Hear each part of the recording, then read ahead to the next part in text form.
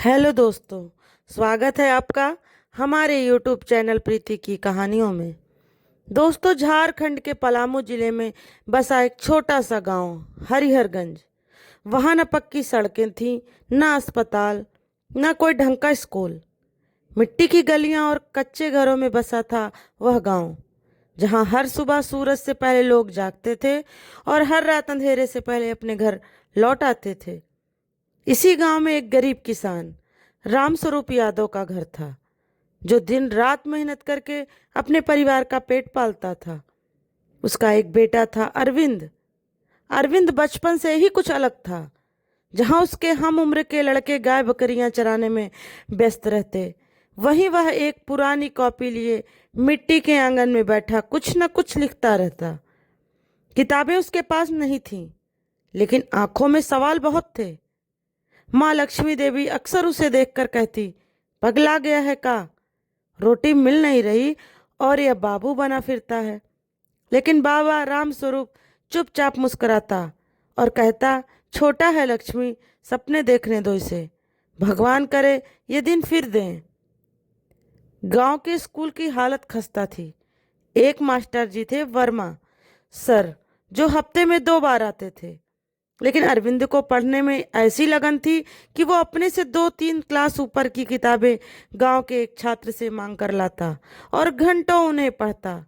उसकी माँ अक्सर ताने देती, पढ़ाई से पेट नहीं भरता बेटा, खेत में काम कर, कम से कम एक वक्त की रोटी तो नसीब होगी।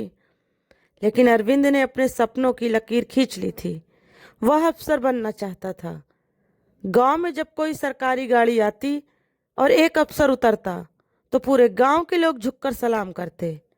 अरविंद उस अफसर को देखकर नजरें झुकाता नहीं, बल्कि और ऊंची कर लेता। उसके मन में सवाल उठते, क्या मैं नहीं बन सकता अफसर? एक दिन गांव के एक पुराने पुस्तकालय से उसे अभ्यास पुस्तिका मिली, जो सिविल सेवा की तैयारी के लिए थी। किताब फटी हुई थी, लेकिन उसके हर पन्ने पर अरविंद के लिए उम्मीदें लिखी थीं। उसे पढ़कर पहली बार पता चला कि एक गरीब का बेटा भी अगर चाहे तो देश का सबसे बड़ा अफसर बन सकता है। उसने धीरे धीरे किताबों को इकट्ठा करना शुरू किया।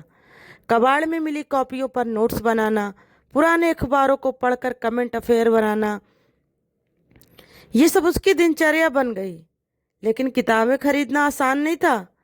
पिता की आमदनी से घर चलाना ही मुश्किल था। पढ़ाई का खर्च असंभव था। एक दिन उसने हिम्मत करके बाप से कहा, बाबा मैं सिविल सेवा की परीक्षा देना चाहता हूँ, किताबें खरीदनी हैं। रामस्वरूप की आंखों में आंसू आ गए। बेटा मैं चाहता हूँ तू अफसर बने, लेकिन इस खेत और बैल के सिवा मेरे पास कुछ नहीं। अरविंद ने सिर झुका लिया, लेकिन सपना नहीं छोड़ा। उसने खेतों में मजदूरी करना शुरू किया। सुबह खेत, दोपहर में स्कूल, रात में पढ़ाई। उसकी हथेलियों में छाले पड़ गए, लेकिन इरादे की मिट्टी और भी सख्त हो गई। घर में कभी कभी खाने को सिर्फ 2 रोटियां होती। माँ पहली रोटी बाबा को देती, फिर बची एक रोटी को बीच से फाड़कर आधा बाबा और आधा अरविंद को। उस आधी रोटी को खाते समय अरविंद की आंखें नम हो जाती। माँ खुद चूल्हे के पास बैठकर भूखी रह जाती। एक दिन अरविंद ने माँ से कहा, माँ तू क्यों नहीं खाती? माँ बोली, मैंने तो रोटी तेरे सपने में डाल दी बेटा, अब भूख भी नहीं लगती। ये वाक्य अरविंद के दिल में हमेशा के लिए उतर गया। रोटी में सपना? वह जान गया कि एक ये रोटी सिर्फ पेट नहीं भर रही, ये उसे मंजिल तक ले जाएगी। गांव के कुछ लोग अरविंद को चिढ़ाते, देखो अफसर बाबू आ गए। कभी उसकी फटी किताबों पर हंसी उड़ाते, कभी उसे बेवकूफ कहते। लेकिन अरविंद ने एक दिन अपने बचपन के दोस्त से कहा, जिस दिन वर्दी पहनूंगा ना, सबको सलाम खुद ब खुद झुक जाएंगे। एक रात जब माँ बुखार से कांप रही थी और घर में दवा के पैसे नहीं थे, अरविंद ने पास की दुकान से उधार मांगने की कोशिश की, लेकिन दुकानदार ने मना कर दिया।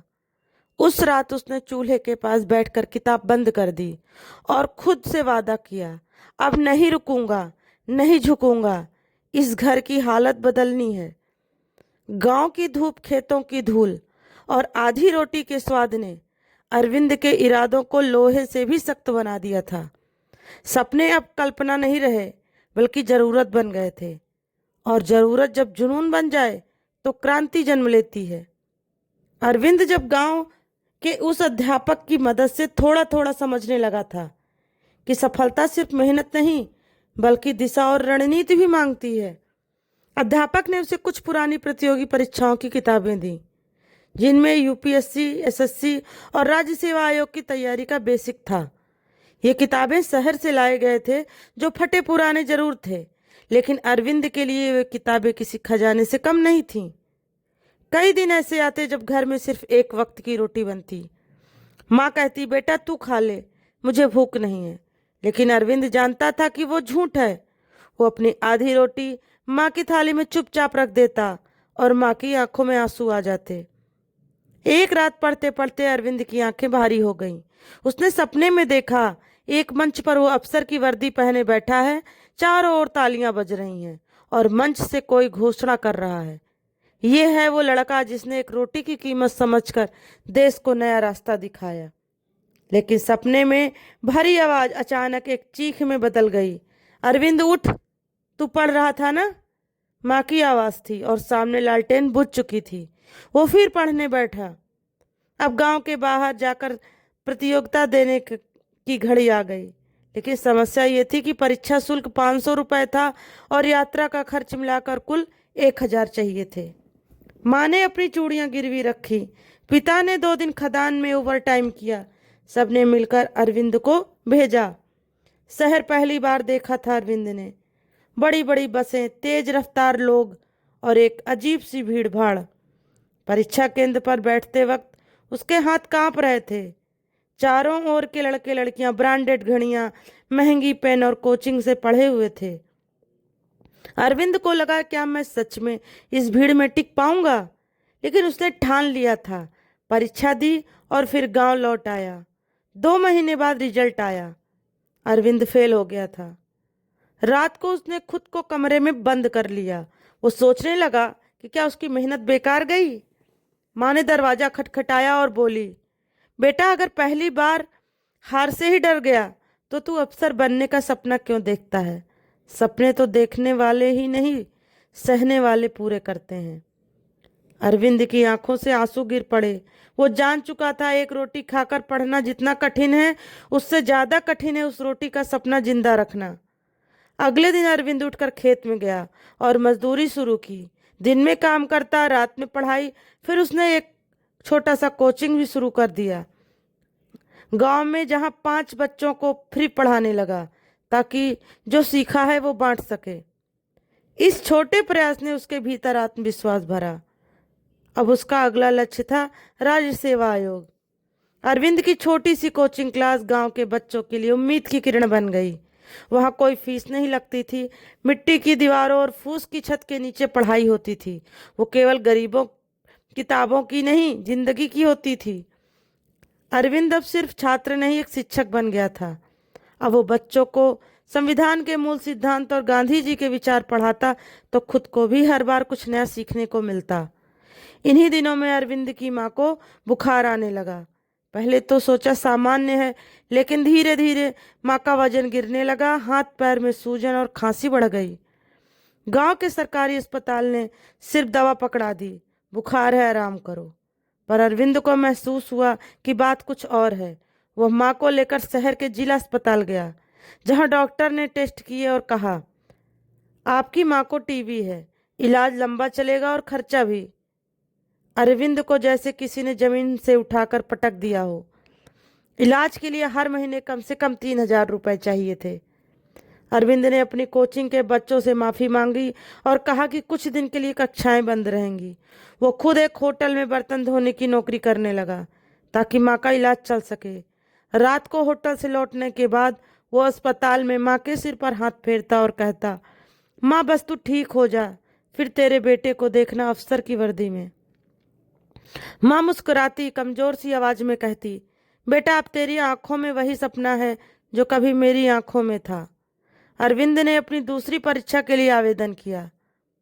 इस बार उसने हर तैयारी खुद की, लेकिन एक दिक्कत थी, परीक्षा केंद्र 120 किलोमीटर दूर था और उस दिन माँ अस्पताल में ड्रिप्स लगनी थी माँ को। अब उसके सामने दो रास्ते थे, माँ के साथ रहकर सेवा करे या फिर पेपर देने जाए। अरविंद ने माँ का हाथ थामा और बोला, माँ इस बार अगर मैं नहीं गया तो अगले साल फिर रोटी के लिए हाथ फैलाना पड़ेगा। तू मेरी कसम खाकर कह ठीक है, जा सकता हूँ, मैं तुझे डॉक्टर की बेहतर जिंदगी दूंगा। माँ ने अपनी आंचल से उसके माथे का पसीना पोंछा और बोली, जा बेटा, आज तू मेरी भी परीक्षा देने जा रहा है। उसने नंगे पांव स्टेशन तक दौड़ लगाई। परीक्षा के हर सवाल को ऐसे देखा जैसे उसकी जिंदगी के दरवाजे की चाबियां हों। परीक्षा के बाद लौटते वक्त बस में बैठे बैठे सोचने लगा, इस बार अगर पास हो गया तो माँ को अपने पैसों से इलाज करवाऊंगा, एक रोटी नहीं थाल भर खाना खिलाऊंगा। 2 महीने तक अरविंद ने माँ की सेवा की, माँ का इलाज किया। माँ की हालत अब ठीक हो गई थी। एक दिन दोपहर में पोस्टमैन आया, बोला, अरविंद तेरा रिजल्ट आ गया है, तू पास हो गया है। पूरा गांव जमा हो गया। माँ ने आंचल में पोस्ट कार्ड लिया, कांपते हाथों से पढ़ा। माँ की आंखों में आंसू थे, लेकिन इस बार ये आंसू दुख के नहीं, गौरव के थे। गांव के वही लोग जो कभी कहते थे एक रोटी खाने वाला क्या अफसर बनेगा, आज वही कह रहे हैं हमारा अरविंद बहुत होशियार निकला। पर अरविंद जानता था ये वही लोग थे जो उसे फटे कपड़ों में हंसते थे। उसने माँ से कहा, माँ अब कोई मुझे गरीब नहीं कहेगा, अब मैं अपने नाम से जाना जाऊंगा। माँ मुस्कुराई, बोली, बेटा अब तू औरों की मदद करना, जिसके पास रोटी तो है पर सपने नहीं है। अब अरविंद ने इंटरव्यू और फिजिकल टेस्ट की तैयारी थी। राज्य सरकार ने उसे ट्रेनिंग के लिए जिला मुख्यालय बुलाया। पहली बार उसने सरकारी दफ्तर देखा, साफ सुथरे फाइलें, झकाझक कुर्सियां और कोट पैंट पहने अफसर। उसे एक कोना मिला जहां बैठकर कुछ दस्तावेज भरने थे। वहां एक क्लर्क ने ताने मारते हुए कहा, गांव से आए हो, फॉर्म भरना आता है? अरविंद ने जवाब दिया, फॉर्म नहीं आता था पर खेत जोतना आता था, अब दोनों सीख गया हूँ। वो जवाब सुनकर क्लर्क चुप हो गया। अरविंद के डॉक्यूमेंट में जाति प्रमाण पत्र में एक गलती थी। अफसर बोला, दस्तावेज पूरे नहीं हैं, तुम अगली प्रक्रिया में नहीं जा सकते। अरविंद को जैसे झटका लगा। उसने हाथ जोड़कर कहा, सर मैं गरीब हूँ लेकिन झूठा नहीं, माँ बीमार है, घर से पैसा नहीं है, एक मौका दीजिए, मैं 3 दिन में सही दस्तावेज ला कर दूंगा। अफसर ने नजरें उठाई और बोला, तुम जैसे लड़के ही सिस्टम में बदलाव लाते हैं, जाओ 3 दिन में समय देता हूँ। अरविंद वापस गांव गया, लेकिन तहसील में बाबू ने कहा, काम करवाना है तो 500 रुपये लगेंगे। अरविंद के पास सिर्फ 120 रुपये थे। उसने पूरी रात बाबू के सामने बैठकर कहा, मुझे रिश्वत देना नहीं आता पर सच बोलना आता है, ये प्रमाण पत्र मेरी माँ की दवाई से भी ज़्यादा जरूरी हैं। बाबू ने कहा, जा बेटा, तुझ में ईमानदारी है, तेरा काम मुफ्त करूँगा। तीसरे दिन कागज लेकर दौड़ता हुआ जिला मुख्यालय पहुंचा। उसके दस्तावेज पूरे हो गए। परीक्षा, इंटरव्यू और मेडिकल के बाद आखिरकार उसका राज्य कर निरीक्षक के पद पर चयन हो गया।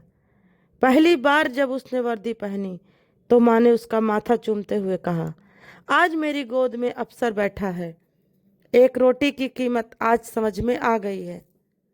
तो दोस्तों, आपको हमारी ये कहानी कैसी लगी प्लीज़ कमेंट करके ज़रूर बताइएगा, और अच्छी लगी हो तो लाइक शेयर करना ना भूलिएगा। चैनल पर नए हो तो चैनल को सब्सक्राइब करिएगा। फिर मिलते हैं दोस्तों आपसे एक नई कहानी।